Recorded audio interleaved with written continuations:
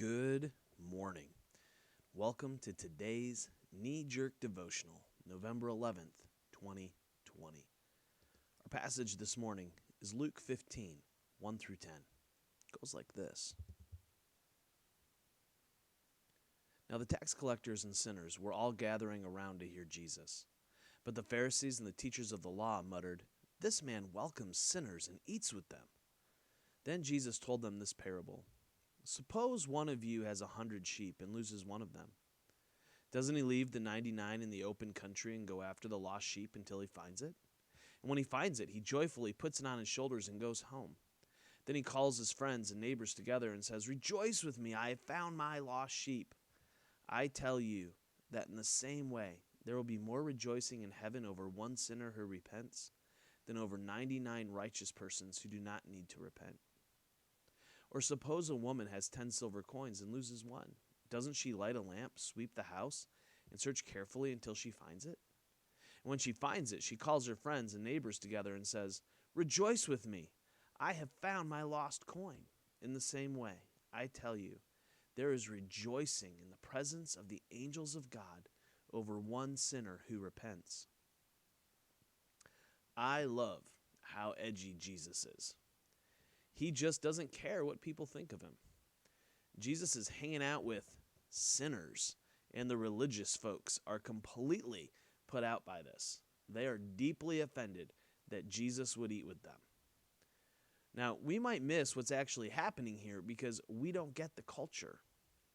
The religious leaders say that Jesus welcomes and eats with sinners. Back in the day, when you combine these two concepts, it means that Jesus was binding himself in community with these folks. He went beyond simply offering table hospitality to the ritually unclean. That was bad enough. Jesus went all the way to being in community with them. Jesus, perfectly holy, perfectly sinless, embraced the sinner in community. Let that sink in. No, deeper. Let it sink into your heart. Let it sink into your soul. This act by Jesus was radical. This was a joining, a fellowship between Jesus and these sinners. It shocked and horrified the religious elite of his day.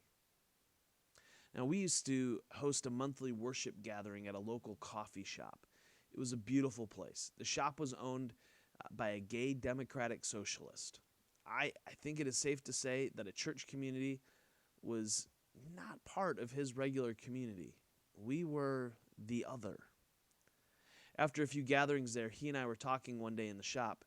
He shared with me, through tears, the heat that he was getting for sharing his space with us. The cost that my friend bore for allowing us to be in his space was high. He loved freely and without restraint, even the other. Now, if we're going to love like Jesus loved, then it will cost us something. It won't be easy, but it will be worth it. So, who are the awful sinners in your community? Who are the ones rejected by your society that are sitting on the fringe? Who do you need to invite in as a part of your community? Think about it. And until tomorrow, love well, my friends.